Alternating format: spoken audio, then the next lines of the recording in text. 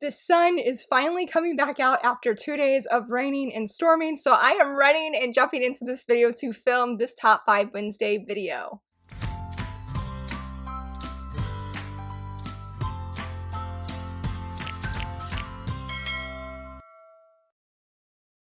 Hello friends, welcome back to my channel. Happy Wednesday. I am so very excited that you are here. In case if you're not familiar with Top 5 Wednesday, in a nutshell, basically each week I answer a prompt and I use 5 manga to reflect that said prompt, and I'm very excited for today because today's theme is new beginnings. For many of us, I know especially for my household, school is officially back in session, and with it there are so many new beginnings, new adventures that begin, and today we are spotlighting books that focus on those new beginnings. It doesn't matter if it's a school setting, like I said, the first day of school, or if it's a beginning of a new fantasy adventure, just adventure in general. We are spotlighting manga with new beginnings. And I am really excited for my choices today. I'm like, I don't even know which one is my honorable mention because honestly, for the list that I'm doing today, they're in no certain order, honestly. Like, I'm very excited to talk about all of them because I think this year, this season for me personally has been one of new beginnings and new realizations, and it's just been a hard one, yes, but it's also been very eye-opening, and so I'm just thankful to talk about these manga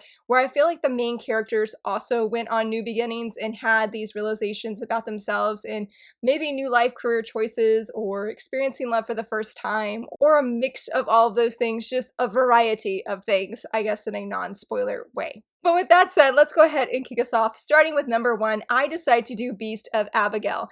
I don't think I really talked much about this on my channel. I've only read volume 1, and in fact, I loved volume 1 very much. I did a sort of mini review over on Beneath the Tangles, the website I blog for. I was featuring in the letter B of the ABCs of Shoujo manga, if you like to check that out.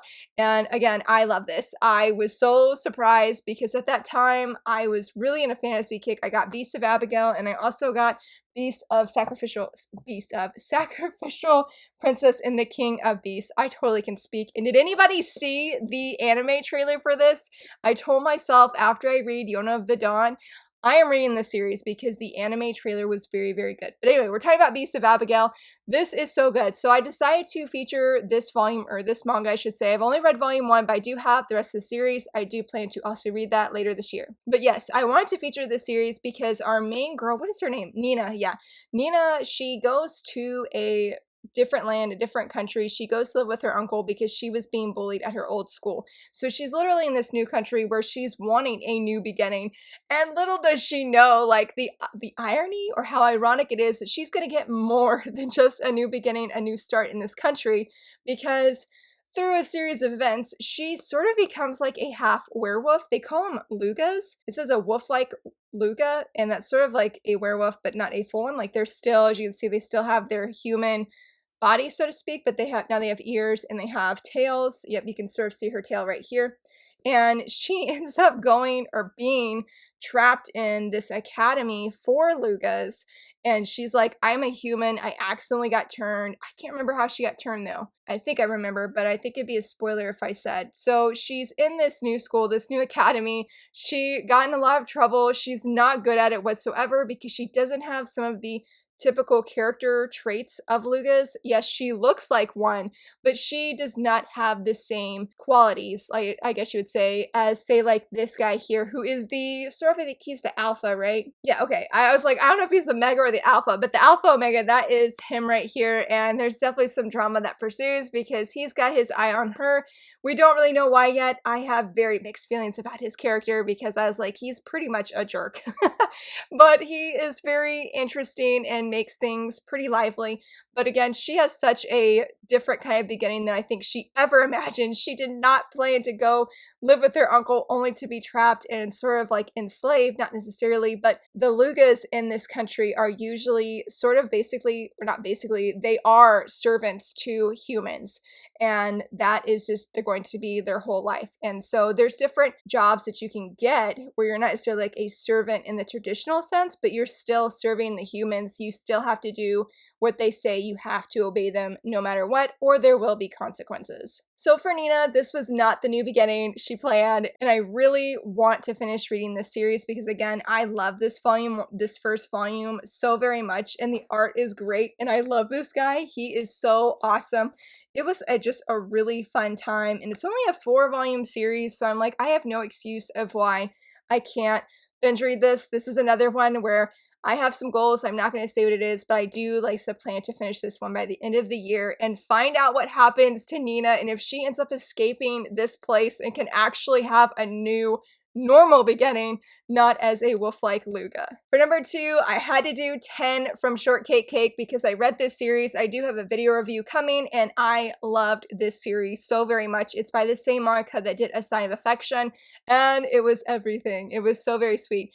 I love our main girl here, 10. She has another new adventure, new beginning, because she lives pretty far from home. I think it's like a 2-hour trip, just for one trip, so be a total of 4 hours, where it's 2 hours to get to school and 2 hours to get back home. And her best friend, I can't remember her best friend's name, but she invites 10 to come live in the, what is it? It's not a dorm, boarding house, there we go, to come live with her at the local boarding house so that she doesn't have to travel so far just to get to school. And she ends up staying the night at this boarding house with her best friend, and she decides to change her mind because before that she was very adamant that she was fine with her everyday life. But then the school year started and she's hanging out with her best friend, these 2 other girls, and they're having such a great time.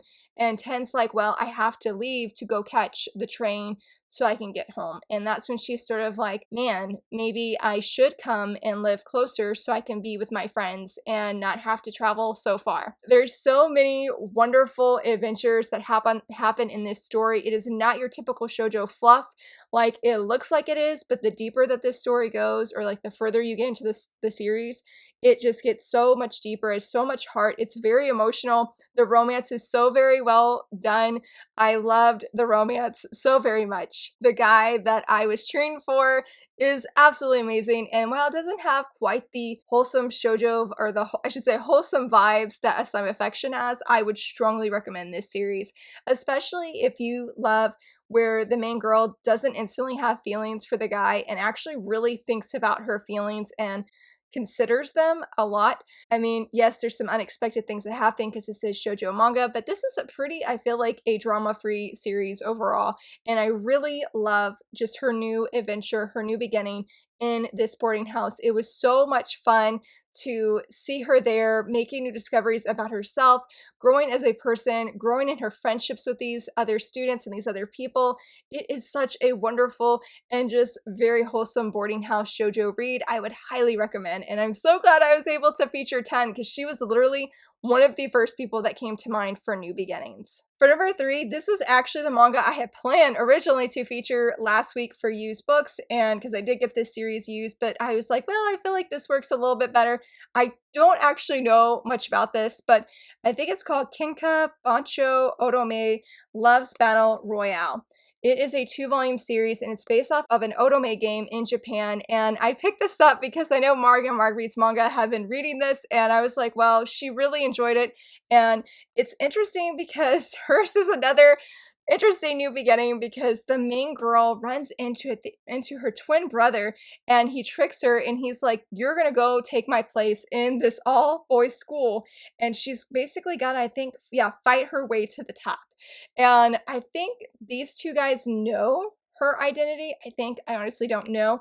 I just know that she was, going to be playing, or she was going to be starting her high school, first day of high school, I mean, and then her twin brother comes and chaos pursues.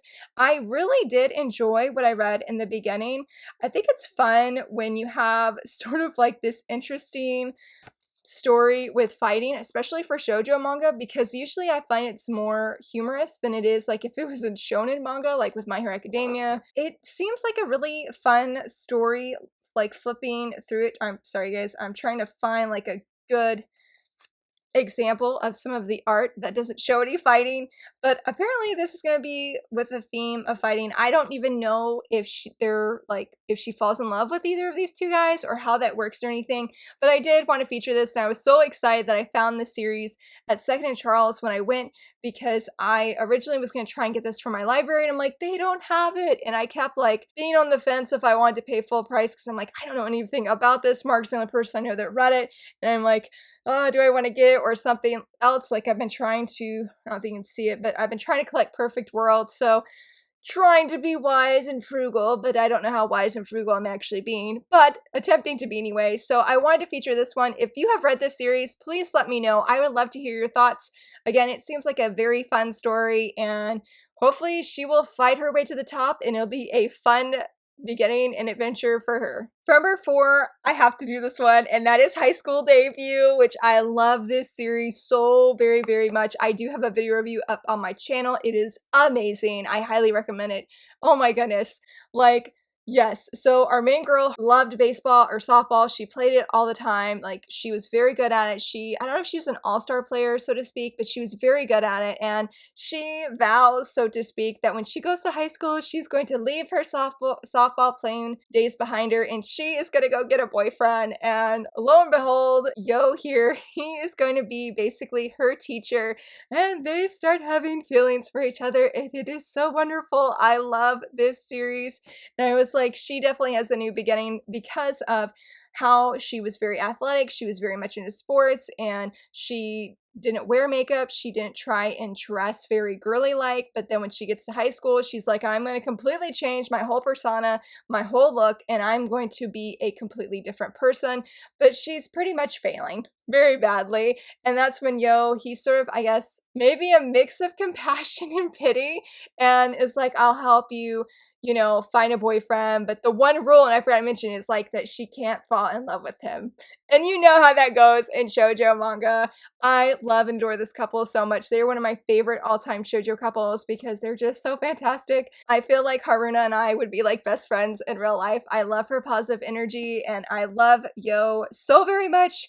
He is so adorable. He's amazing. He's amazing, and just, I highly recommend it, and the art is absolutely gorgeous. It's just a wonderful story, and I'm like, this has to be on this list because of new beginnings and her transforming who she is. And I'm glad that she does come back a little bit to that sports element, because it's always like, I don't know, I feel like it's a bittersweet thing for me that when I feel like a character like completely changes who they are just so they can have a boyfriend, I get that's really realistic, but it's like, like, be yourself. You'll find a guy and you'll be even happier. So this is a great story. Again, I highly, highly, highly recommend it. For number 5, I'm going to be doing one of my favorite ongoing shoujo series right now, and that's Imakoi, Now I'm in Love. Oh my goodness, Satomi and Yagyu are the cutest shoujo couple right now. I absolutely love them so very much. So this is another one. It's sort of involving romance, not sort of, it does, because Satomi really liked this one guy, not Yagyu, in middle school, and she waits too long to ever tell this guy how she feels. And so she decides that she is going to confess her feelings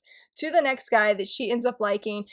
And that is when Yagyu enters the stage, but he actually helps her have a really uncomfortable situation, and that's when she decides to confess to him, and he says yes. And this series is so great because I love how it's exploring like what happens after you're in a relationship. Like, if you don't know what to do, which is Satomi, which I know I didn't, and I think that's why I love this series so much, because she's completely clueless, and I don't mean that in a bad way or anything like that. And I do have a video review of this series as well, but she wants to know what happens next, and their communication is so very fantastic, and it's just been a very good series. I really, really enjoyed this first volume. I did enjoy volume 2. I actually enjoyed volume 2 the second time that I read it, and I think it's because I knew what was going to happen, because I didn't like one character at first that came on the scene, and I'm like, don't cause drama for these two. Like, please don't. Please don't cause drama for these two precious beings. So I feel it's definitely a new beginning, because Satomi's in a new relationship and she's learning what it is, not what it is, but what does she do now that she's a girlfriend, now that she is in love, like what happens next, and exploring exploring that together with Yagyu. So this has been a fun new beginning. I've really enjoyed this series. I have high expectations for the 3rd volume. I'm hoping it delivers. I hope that, again, that it does not have all of the drama, because I don't want all of the drama at all. But I mean, I know it's sort of a staple of shoujo manga, but this is another very sweet and wholesome series. And again, I love the themes. Yagyu is the perfect gentleman. He is such a great guy, and I really love the unfolding and the new beginning of the relationship so very, very much. For my honorable mention, it is a very long title, and that is I was reincarnated as the villainess in Odome game, but the boys love me anyway. It is so very long, but I love this. I was a little bit hesitant at first to feature this one, and I actually reread the beginning this morning, and I was really glad I did, because I love this series from Tokyo Pop. It's another series I pre-order all the volumes as soon as I see them, because it's just so deeply enjoyable. I highly recommend it if you like villainous isekai. I'm getting derailed and just gushing about how much I enjoy this series, but I feel like this one is another series that has a new beginning, because our main girl, what's her name? Mistia? Is that how you say her name? But she wakes up and finds herself in Odome game, and she is the villainess, and she is so sweet, down to earth. I feel like this is the one series that if I ever found myself in an Odome game and I was the villainess, I would be her. I really, really resonate with her actions. I think they are so believable and they're so realistic, and how she is just not drooling over all of these guys. They're sort of drooling over her. I wouldn't say necessarily for real, but they really like her and declare their feelings to her. And so I love how she is just very focused and headstrong, and that she is just I'm trying to make sure that I don't die in this game.